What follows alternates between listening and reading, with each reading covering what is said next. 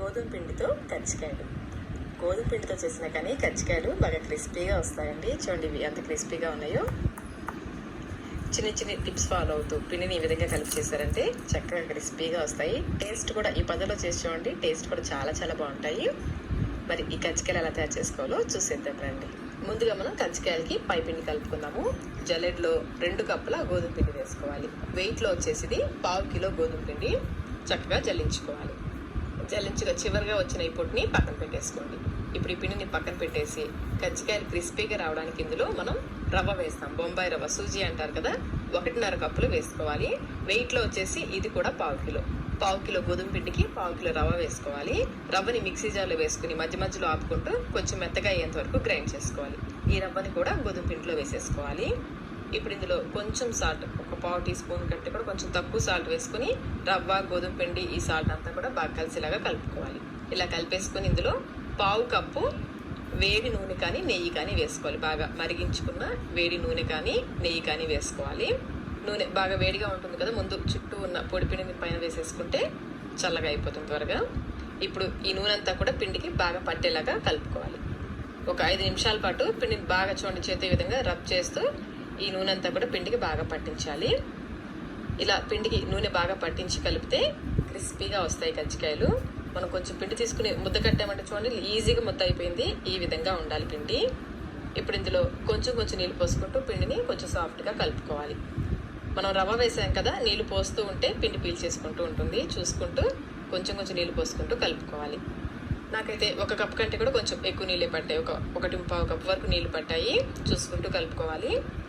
కలుపుతూ ఉంటే చూడండి ఈ విధంగా గట్టిగా అయిపోతుంటుంది. మధ్య మధ్యలో కొంచెం నీళ్ళు చల్లుకుంటూ పిండిని కొంచెం సాఫ్ట్గా కలుపుకోవాలి. నానాగా మరి కొంచెం గట్టి పడుతుంది. ఈ విధంగా బాగా కలిపేసుకోవాలి. పిండి కన్సిస్టెన్సీ చూడండి ఈ విధంగా కొంచెం సాఫ్ట్గా ఉండాలి.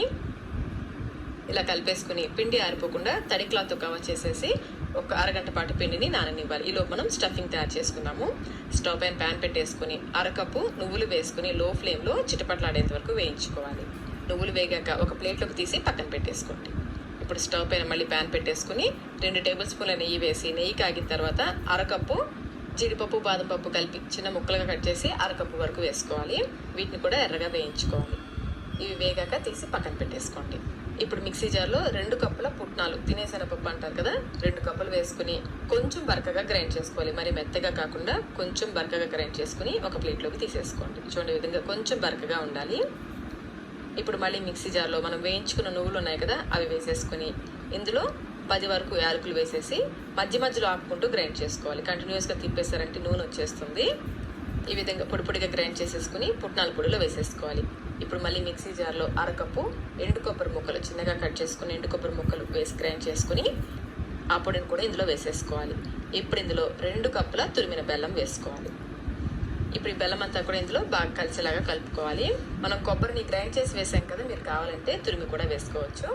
ఈ విధంగా బాగా కలిపేసుకుని మళ్ళీ కొంచెం ఈ పొడిని మిక్సీ జార్లో వేసుకుని గ్రైండ్ చేసుకోవాలి. ఇలా చేయడం వల్ల బెల్లం అంతా కూడా చక్కగా కలుస్తుంది. ఈ గ్రైండ్ చేసుకున్న పొడిని ఒక గిన్నెలోకి తీసేసుకోండి. ఇలాగే మిగిలిన పొడి అంతా కూడా గ్రైండ్ చేసుకోవాలి. ఈ విధంగా 2 సార్లుగా గ్రైండ్ చేసేసి ఆ పొడంతా కూడా ఒక గిన్నెలోకి వేసేసుకొని మనం వేయించి పెట్టుకున్న జీడిపప్పు, బాదం పప్పు ఉన్నాయి కదా, అవి కూడా ఇందులో వేసేసుకుని కలుపుకోవాలి. మనం 2 సార్లుగా గ్రైండ్ చేసాం కదా, ఫస్ట్ వాయిలో కొంచెం ఎక్కువ బెల్లం రావచ్చు, నెక్స్ట్ వాయిలో తక్కువ బెల్లం రావచ్చు. కాబట్టి 2 వాయిలు కూడా బాగా కలిసేలాగా చేత్తో బాగా కలుపుకోవాలి. కజ్జికాయలకి లోపల స్టఫింగ్ రెడీ అయిపోయింది. ఈలోపు పిండి కూడా చక్కగా నానుంటుంది. పిండి చూడండి నానాక కొంచెం గట్టిపడింది. ఈ విధంగా ఉండాలి పిండి. ఇప్పుడు ఈ పిండిని ఒక 5 నిమిషాల పాటు బాగా మద్దన చేసుకోవాలి. చేత్తో బాగా మద్దన అయినా చేసుకోవచ్చు, లేదంటే ఈ విధంగా రోకల బండి ఉంటుంది కదా, మా చిన్నప్పుడు అయితే రోకల బండితో చక్కగా రోట్లో వేసి దంచేవాళ్ళండి పిండిని. నేనైతే ఈ చిన్న రోల్ది ఉంటుంది కదా, దాంతో దంచుతున్నాను.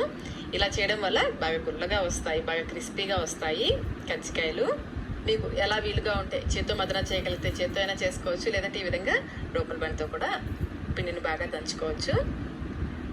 పిండిని ఇలా చేయడం వల్ల బాగా సాఫ్ట్గా అవుతుంది. చూడండి పిండి బాగా సాఫ్ట్గా అయింది.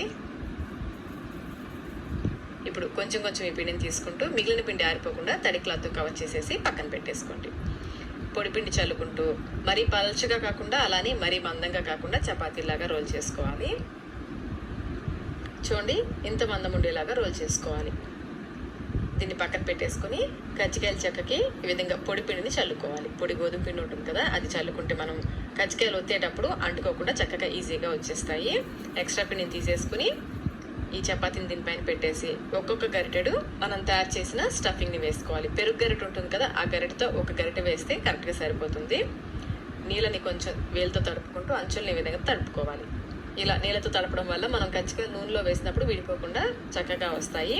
చూడండి, ఈ విధంగా క్లోజ్ చేసి గట్టిగా ప్రెస్ చేసి ఎక్స్ట్రా పిండిని తీసేసుకోవాలి. చూడండి చక్కగా వచ్చిందో కదా కజ్జికాయ. ఇలాగే అన్ని కజ్జికాయలు చేసుకోవాలి. ఈ కజ్జికాయకి తోకలు వద్దనుకుంటే ఇలా నైఫ్తో కట్ చేసేసుకోవచ్చు. ఇలా అన్నీ చేసి పక్కన పెట్టేసుకోండి. ఎక్స్ట్రా పిండి ఉంది కదా, ఈ పిండి ఆరిపోకుండా తడి క్లాత్ కింద పెట్టేసుకోవాలి. ఆరిందంటే మళ్ళీ కజ్జికాయలు చేయడానికి అవ్వదు. కొంచెం కొంచెం పిండిని తీసుకుంటూ కజ్జికాయలు చేసుకోవాలి. మీ దగ్గర కజ్జికాయలు చెక్క లేకపోతే మనం తయారు చేసుకున్న చపాతీని ఈ విధంగా గిన్నెతో కానీ లేదంటే ఏదైనా బాక్స్ మూతతో కానీ రౌండ్గా కట్ చేసుకోవాలి. ఇందులో స్టఫింగ్ని పెట్టేసి అంచుల్ని నీళ్ళతో తడుపుకోవాలి. స్టఫింగ్ అంచుల మీదకి రాకుండా చూసుకోవాలి. అంచుల మీదకి వచ్చిందంటే మనం నూనెలో వేసినప్పుడు విడిపోతుంది. చూడండి, నిదానంగా అంచుల మీదకి రాకుండా వేసుకోవాలి. ఇలా క్లోజ్ చేసేసి వేలుతో ఈ విధంగా ప్రెస్ చేసేయాలి. ఫోక్ తీసుకుని చక్కగా డిజైన్ లాగా కూడా ఇవ్వచ్చు. రెండు వైపులా చక్కగా ఇదే విధంగా డిజైన్ లాగా కూడా ఇవ్వచ్చు. ఈ విధంగా చేతితో కూడా చేసుకోవచ్చు కజ్జికాయలు చెక్కలేని వాళ్ళు. ఇలా కొన్ని చేసుకుని ఇవి ఆరిపోకుండా తడి క్లాత్తో కవర్ చేసేసుకోవాలి. ఇవి వేగడానికి టైం పడుతుంది కాబట్టి కొన్ని వేగుతున్నప్పుడు మరికొన్ని చేసుకోవచ్చు. అన్నీ ఒకేసారి కాకుండా ఈ విధంగా కొంచెం కొంచెం చేసుకుంటూ కజ్జికాయలు చేసుకోవచ్చు. అలాగే కొంచెం గోధుమ పిండిలో నీళ్లు పోసి చిక్కటి పేస్ట్ లాగా చేసి పెట్టుకోవాలి. ఈ పేస్ట్ని నేను ఎందుకు కలిపానో చివరిలో చెప్తాను చూడండి. ఇలా కలిపేసుకుని పక్కన పెట్టేసుకోవాలి. డీప్ ఫ్రైకి సరిపడా నూనెని పెట్టేసి మీడియం ఫ్లేమ్లో కాగనివ్వాలి. నూనె మరీ వేడికిపోకూడదు. చూడండి, ఈ విధంగా నిదానంగా పైకి రావాలి. ఈ విధంగా కాగిన తర్వాత ఇందులో మనం తయారు చేసుకున్న కజ్జికాయలు వేసి వేయించుకోవాలి. మరి నూనె బాగా వేడెక్కిందంటే వేయగానే పైన రంగు వచ్చేస్తుంది, లోపల వేగదు. అందుకని కొంచెం వేడెక్కిన తర్వాత వేసుకుని వెంటనే రెండో వైపు తిప్పకుండా కొంచెం పచ్చదనం తగ్గిన తర్వాత రెండో వైపు తిప్పుకోవాలి. కజ్జికాయల్ని మరి హై ఫ్లేమ్లో కాకుండా లో టు మీడియం ఫ్లేమ్లో వేయించుకుంటే లోపల వరకు చక్కగా వేగి క్రిస్పీగా వస్తాయి. మధ్య మధ్యలో అటు ఇటు తిప్పుకుంటూ గోధుమ పిండి కదా కొంచెం ఎర్రగానే వేగుతాయి. మీరు ఫ్లేమ్ కొంచెం ఎక్కువ పెట్టేసి ఫాస్ట్గా కాల్చేస్తారంటే అంత క్రిస్పీగా రావండి. కొంచెం నిదానంగా వేగితేనే కజ్జికాయలు బాగా క్రిస్పీగా వస్తాయి. వేగడానికి ఇవి కొంచెం టైం పడుతుంది. బాగా వేగిన తర్వాత నూనెలో నుంచి తీసేసుకోవడమే. చూడండి చక్కగా వచ్చాయి కదా గోధుమ పిండితో చేసినా కానీ. కజ్జికాయలు నూనెలో నుంచి తీసేటప్పుడు ఫ్లేమ్ని లోలో పెట్టేసుకోండి, లేదంటే నెక్స్ట్ వాయికి నూనె మరీ వేడికిపోతుంది. అన్ని కజ్జికాయలు వేసాక అప్పుడు ఫ్లేమ్ని లో టు మీడియంకి మార్చేసుకుని బాగా ఎర్రగా వేయించుకోవాలి. ఈ టిప్స్ ఫాలో అవుతూ చేశారంటే కజ్జికాయలు మీరు గోధుమ పిండితో చేసినా కానీ బాగా క్రిస్పీగా వస్తాయి. అలాగే